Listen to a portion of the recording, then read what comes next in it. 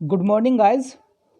आज 10th class 7th chapter subject का आपको पता है, साइंस से पढ़ा रहे हैं। Atomic theory, periodic classification and property of element.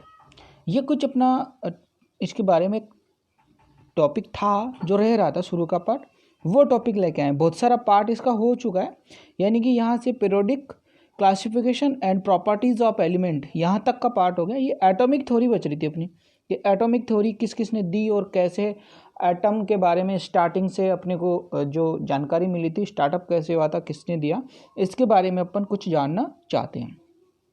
अगर अपन सबसे पहले फर्स्ट ऑफ ऑल अगर अपन बात करें, इसके बारे में डिस्कस करना चाहें, तो आपको पता है, जैसे मैं जनरली बता दूं आपको कि जो ह्यूमन बीइंग्स है उसकी मतलब जनरली मतलब उसकी प्राचीन काल यानी कि आपकी इंसेंट टाइम से ही इसकी ये मतलब ये जो आपका नॉलेज लेने की एक जिज्ञासा रही है, एक कि ये जो भी आपके कंपाउंड्स का फॉर्मेशन हो रहा है या कोई कंपाउंड्स बन रहा है या किसी के अंदर कोई कलर शो हो रहा है, किसी के अंदर कोई ऑर्डर है, स्मेल है, मतलब ये जो भी मेल्टिंग बॉइलिंग पॉइंट है, ये डिफरेंट क्यों है, क्यों सबकी स्ट्रक्चर डिफरेंट होती है, इसका जानने का बहुत ही जिज्ञासा रही है।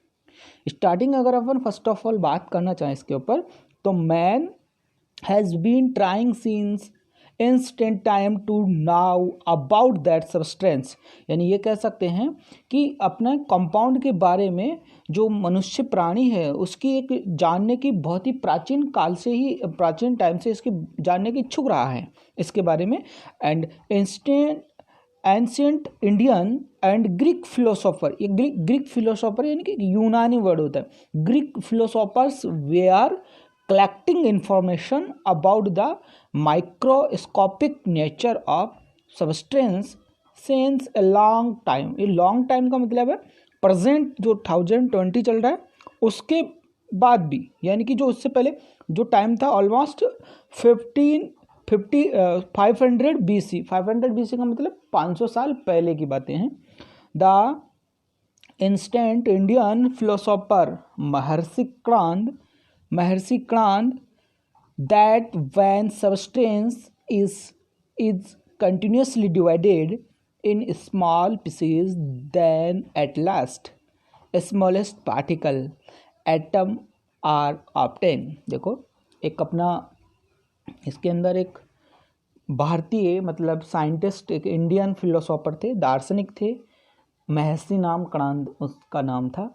उसने एटम के डेफिनेशन के केस में ये कहा है कि कोई भी आपका एलिमेंट है उसको हम डिवाइडेड करते जा रहे हैं यानी कि उसको ब्रेक कर रहे हैं, तोड़ रहे हैं, लेकिन लास्ट स्टेप की अब इसको और अपन डिवाइड नहीं कर सकते।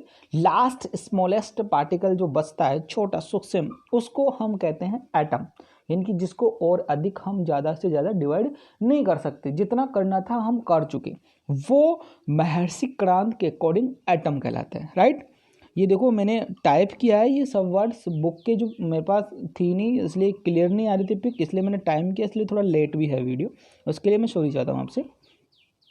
फिर बोल रहा है कि it is not possible to further divide this smallest particle, यानी कि ये जो सबसे लास्ट में अपन ने डिवाइड करते करते जो लास्ट का पार्टिकल बचा है उसको मतलब और मतलब आगे उसको डिवाइड करना मुश्किल है। एंड अनदर इंडियन, एक और था महर्षि क्रांत के अलावा, एंड अनदर इंडियन फिलोसोफर, ये भी था एक, Pakudha Kaccayana, told that different form of substance are combination of these particles. तो ये क्या कहना चाहते हैं, ये इसका अर्थ है कि जो कंपाउंड का फॉर्मेशन होता है वो डिफरेंट फॉर्म में होता है और डिफरेंट पार्टिकल एक कॉम्बिनेशन यानी कि एक जुड़ जाते हैं, ऐड हो जाते हैं, और उसके बाद इनसे जो ये प्राप्त होता है उसके लिए ये पार्टिकल ये केस के कहा जाता है। ये जो अलग अलग एक अपन ये कह सकते हैं कि कोई भी एक पदार्थ है, सब्सटेंस है, जिसके अलग अलग छोटे छोटे सूक्ष्म पार्टिकल्स के केस में इसने माना था। अब अगर अपन इन सबको ये कहें ये शब्द कहाँ से आया, कहाँ नहीं आया, इसके केस में सबसे इम्पोर्टेंट थ्योरी दी गई थी, उस थ्योरी की अगर अपन चर्चा करना चाहें, इस इम्पोर्टेंट थ्योरी की, कि इस इम्पोर्टेंट थ्योरी का क्या मतलब इसका क्या सीन्स था। इसके केस में सबसे पहले जो थ्योरी मतलब सामने आती है अपने, जिसको हम सबसे पहले एटम के केस में फेस करते हैं, वो है आपकी एटॉमिक थ्योरी ऑफ डाल्टन। कौन सी थ्योरी थी ये आपकी? ये थ्योरी थी atomic theory of Dalton. Dalton का नाम आपने सुना है भली भांति से, एटॉमिक थ्योरी ऑफ डाल्टन के केस में आपने खूब सुना है।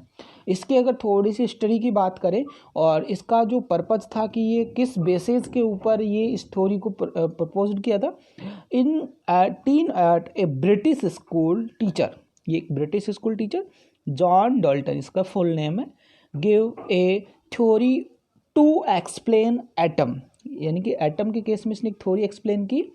This atomic theory was give on the basis, यानी कि इसकी एटॉमिक थ्योरी का बेस क्या था? This atomic theory was given on the basis of chemical combination, mass conservation and law of constantation. यानी कि अगर अपन इसकी बात करें तो ये chemical composition, mass conservation and law of constant proportion its main postulated. इसके कुछ ये निश्चित, ये कुछ फिक्स थे, इनके बेस पे इसने दिया था। इट मैन पोस्टुलेटेड, यानी कि इसके मुख्य क्या इसके गुण थे, करेक्टर थे, उनकी भी अपन वन बाय वन चर्चा करते हैं। फर्स्ट ऑफ ऑल इसका अगर हम पहला जो फर्स्ट इसका पोस्टुलेटेड है, इसके ऊपर अगर अपन चर्चा करना चाहें तो इसका कहना है each substance is made up to a small particle which are called atom। यानी कि ये क्या कह रहा है कि कोई भी पदार्थ, सब्सटेंस का कोई भी एक मतलब छोटा सा छोटा पार्टिकल भी जो है वो सूक्ष्मतम जो कण है, सबसे छोटा particle, which are called as, क्या कहलाएगा? एटम। यानी कि कोई भी सब्सटेंस का स्मॉलेस्ट पार्टिकल, छोटे छोटे कणों से मिलते हैं सब्सटेंस, छोटे छोटे पार्टिकल से ही बनते हैं स्मॉलेस्ट। अगर सेकंड अपन इसकी पोस्टुलेटेड की बात करें तो बोला जा रहा है कि एटम आर इंडिविजुअल पार्टिकल, यानी कि एटम एक ऐसा पार्टिकल है जिसकी इंडिविजुअल है, यानी कि इसको हम और ज़्यादा मतलब इसका डिवाइड ही नहीं कर सकते। ये एक छोटा एक स्मॉल पार्टिकल है, इसको हम और अधिक डिवाइड नहीं कर सकते, ये इसका कहना है। एटम वर्ड का अर्थ भी यही है, जो इसका मीन्स है वो इसका अर्थ होता है एटम का, यानी और अधिक विभाजित नहीं किया जा सकता, यानी कि इससे ज़्यादा डिवाइड नहीं किया जा सकता। ऐसे थोड़ी आपने 9th क्लास में सुनी होगी। पॉइंट नंबर 3 के ऊपर चर्चा करना चाहें तो कहना चाह रहा है all the atom of an element are same acted, यानी अर्थात have same masses, size and chemical properties. यानी कि ये कहना चाहता है कि कोई भी एक वन एलिमेंट है, जैसे मैंने आपको पहले भी एक बार समझाया था कि जैसे ये क्लोरीन का एलिमेंट है। अब ये कहना ये चाहता है कि क्लोरीन का जो आपका एलिमेंट है, क्लोरीन एलिमेंट है, अब वो चाहे आपका किसी के साथ भी कॉम्बिनेशन करे, किसी के साथ भी रिएक्शन करे, उसकी जो केमिकल प्रॉपर्टीज है, उसकी साइज है, उसका मास है, उसका कलर है, उसका डेंसिटी, वो सब में इक्वल रहेगा, वो कभी चेंज नहीं होने वाला, वो सब सेम है। इसके केसेस में ये कहना चाहता है, यानी कि क्लोरीन पार्टिकल है। अब क्लोरीन का एटम चाहे वो KCl हो, चाहे वो NaCl के साथ हो, चाहे वो XYZ किसी के भी साथ हो, इसका प्रत्येक, या हम कह सकते हैं क्लोरीन के बहुत सारे पार्टिकल, आप कितने छोटे Cl में डिवाइड कर लो, ये सबसे स्मॉलेस्ट पार्टिकल जो Cl है, क्योंकि आपको पता है बहुत सारे होते हैं, इनके नंबर ऑफ एटम आप जानते हो, बहुत अवगाद्रो संख्या का आपने नाम सुना होगा, अवगाद्रो नंबर। तो ये कहना चाहता है कोई भी स्मॉलेस्ट पार्टिकल जिसके same atomic number, same mass, same colour, यानी कि उसकी केमिकल कंपोजिशन, सब कुछ एक तरह से सब कुछ सेम ही होता है, ये कहना चाहता है। ये बात सही भी है यार, गलत नहीं है आज भी। अगर पोस्टुलेटेड नंबर 4 पे बात कर लेते हैं हम, atom of different element have different mass, size and chemical property. इसने चौथा पॉइंट सही कहा, यानी कि आपका ये कह सकता है कि जो डिफरेंट एलिमेंट है, उनके डिफरेंट वार हैं, यानी कि different size and different weight and different chemical property. यानी अगर आपका एलिमेंट, जैसे एक एलिमेंट क्लोरीन है, एक एलिमेंट सोडियम है, एक एलिमेंट फ्लोरीन है, तो उनका एटॉमिक मास डिफरेंट होगा, उनकी साइज डिफरेंट होगी, उनकी केमिकल प्रॉपर्टी डिफरेंट होगी, सब कुछ उनका डिफरेंट होगा, आपको पता है। ठीक है, तो ये चौथा भी आपको मेरे हिसाब से समझ में आ गया होगा। नंबर 5 पोस्टुलेटेड पे बात करते हैं। Atoms of different element always combination in a simple proportional of small walls number two from compound. ये कहना चाहता है कि डिफरेंट डिफरेंट एलिमेंट स्मॉलेस्ट यानी कि हमेशा स्मॉलेस्ट यानी छोटी छोटी यानी कि स्मॉल कंप्लीट नंबर्स में ये आपस में एक सिंपल प्रोपोर्शन में एक कॉम्बिनेशन करते हैं और एक कोई भी कंपाउंड का फॉर्मेशन करते हैं। जैसे आपको उस टाइम भी बताया गया था, इसका क्या मतलब होता है, जैसे कोई भी जैसे एक हाइड्रोजन है ना, फिक्स संयोग कर लेता है क्लोरीन से और ये क्या बना दिया, एक कंपाउंड बना दिया, HCl बना दिया, हाइड्रोक्लोरिक बना दिया। ऐसे ही अब जैसे कुछ भी जोड़ लो आप, ऐसे एक Na होता है, सोडियम है, ये आपके Cl के साथ रिएक्शन कर गया और ये क्या बना दिया, NaCl बना दिया। ठीक है, यानी कि डिफरेंट एलिमेंट एक सिंपल यानी कि एक फिक्स मतलब रेशियो में ये रिएक्ट करते हैं और प्रोडक्ट बनाते हैं। इनकी निश्चित है, अब हमेशा फिक्स है, अगर सोडियम और क्लोराइड रिएक्ट करेगा तो वो NaCl ही क्रिएट करेगा, इसके अलावा और कुछ नहीं बना सकता, ये ऐसा फिक्स है। तो नंबर पोस्टुलेटेड 5 भी आपको समझ में आ गया होगा। बात करते हैं अपन 6 पे कि 6 पोस्टुलेटेड क्या था। In chemical reaction atom only, ये बोल रहा है in chemical reaction atom only rearrange they can neither be created nor be distorted to chemical reaction. देखो कितनी अच्छी बात की है इसने, यानी कि आपकी कोई भी अगर अपन एक केमिकल रिएक्शंस की बात करते हैं तो जो एटम्स होते हैं वो ओनली फॉर एक रीअरेंजमेंट होते हैं। एटम्स एक यानी कि एनी केमिकल रिएक्शन एटम और रीअरेंजमेंट, इनके अंदर कभी भी केमिकल जो रिएक्शन है उसके दौरान, इनमें केमिकल रिएक्शन के दौरान या किसी भी केमिकल रिएक्शन के द्वारा न तो इनका कोई मतलब ना तो इनको कोई बनाया जा सकता है, ना इनको डिस्टोर्ड किया जा सकता है, यानी कि मैड और डिस्टोर्ड दोनों ही नहीं है। ये कहने का अर्थ ये हुआ, जैसे कि मान लो, आपको कहने का मतलब सिंपल सा ये था कि जैसे आपका मान लो हमारे पास एक कोई भी यहाँ पे एक ये था, आपके पास ये HCl था, ठीक है, और ये आपका एक NaOH था। अब आपको पता है ये एसिड और बेस है, आपस में रिएक्ट करके क्या बनाएंगे, ये सॉल्ट और वाटर बनाते हैं। क्या बनाते हैं, सॉल्ट एंड वाटर बनाते हैं। अब यहाँ HCl हाइड्रोक्लोरिक एसिड के नाम से जाना जाता है और ये NaOH यानी कि सोडियम हाइड्रोक्साइड के नाम से जाना जाता है। बट यहाँ देखो, ये आपके रिएक्टेंट थे, क्रिया करने वाले, ठीक, और ये था आपका प्रोडक्ट बन गए इधर। लेकिन ये कहना ये चाहता है कि इधर सोडियम है तो इधर भी है, यानी कि लेफ्ट टू राइट, यानी कि रिएक्टेंट एंड प्रोडक्ट में जो इनके एटम्स हैं, यानी कि जो जितने भी ये एलिमेंट्स हैं, इनकी कोई भी यानी कि हम इनके बारे में ये नहीं कह सकते हैं कि ये इनका मतलब प्रॉपर्टी चेंज होगी। सोडियम इधर था तो मतलब कुछ नेगेटिव में था, इधर आ गया तो कोई पॉजिटिव में, नहीं, सोडियम इधर भी Na+ ही है, इधर भी Na+ ही है, यानी कि इनकी कोई प्रॉपर्टी चेंज ही नहीं हुई है, ना इनको बनाया जा सकता। ऐसे नहीं कि इधर एक सोडियम डाला उधर 2 सोडियम निकालेंगे, नहीं, ऐसा कुछ भी नहीं है। यहाँ पे कोई चेंजेज नहीं होने वाला है ना। ये कहना चाहता है कि यहाँ यानी कि किसी भी एलिमेंट को किसी भी रिएक्शन के द्वारा रीअरेंज किया जा सकता है ओनली फॉर, ना उसको हम मैड यानी कि बना सकते हैं, ना उसको डिस्टोर्ड कर सकते हैं, नष्ट कर सकते हैं। ये हमारे पास ऑथराइटिस नहीं है और ये आज भी सही है। अब कुछ इसके बारे में कुछ इसके डारबैक भी रह जाते हैं कभी कभार। एटॉमिक थ्योरी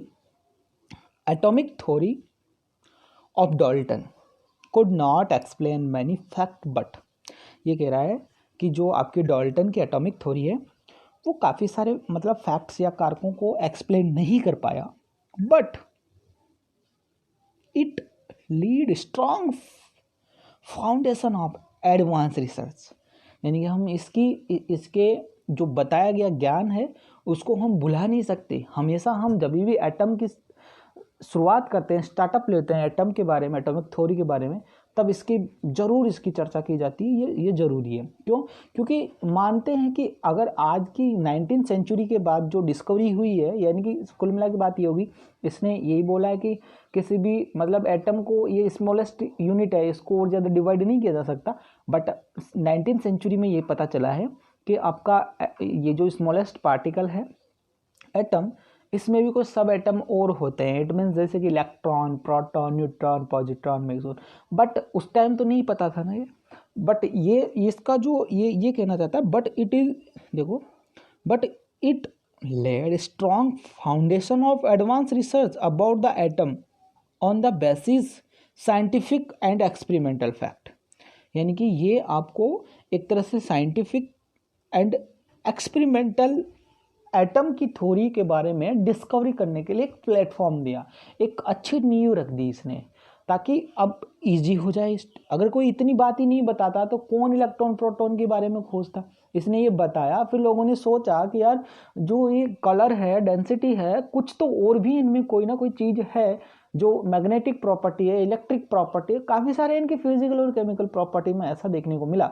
तो इसने सोचा कि यार कुछ ना कुछ और डिफरेंट है। बट हम डाल्टन की जो एटॉमिक थ्योरी है उसका फाउंडेशन बहुत अच्छा था, उसके बाद ही ये प्लेटफॉर्म दिया है नेक्स्ट साइंटिस्ट को न्यू डिस्कवरी करने का। तब जाके 19th सेंचुरी के अंदर स्मॉलेस्ट पार्टिकल यानी कि एटम में कुछ और भी सब एटम मिले जिनको हम इलेक्ट्रॉन, न्यूट्रॉन, प्रोटॉन इनके नाम से जाना जाता है। और ये वाली बात अपन ने 9th क्लास में पढ़ी है। अब इस चैप्टर में हम इसके केस में जो है उस देखो ये कह रहा है कि हाँ, till the end of 19th century it was known that some more smaller particles are also present in atom due to presence of these subatomic particle। Atom structure was further modified. उसके बाद atomic structure की मतलब further modify, उसके बाद atomic structure को और modify किया गया। और ये और मॉडिफाई, अब ये मॉडल ही है, इस मॉडल के बाद में भी कई मॉडल आए और इसको धीरे धीरे मॉडिफाई किया है। और यही मॉडल है, पहला मॉडल था अपना। अब अपन धीरे धीरे एटॉमिक मॉडल ही पढ़ेंगे, जैसे कि अब थॉमसन मॉडल पढ़ना है, रदरफोर्ड पढ़ना है, नील्स बोर पढ़ना है, सोमरफेल्ड। धीरे धीरे इनके आगे जाके ये क्वांटम मैकेनिज्म तक ये कई आगे तक पहुंचेगी। तो ये अपना बचपना है, चाइल्डहुड है, इसके अंदर अपन ने इतनी जानकारी ली वो हमारे लिए सफिशियंट है।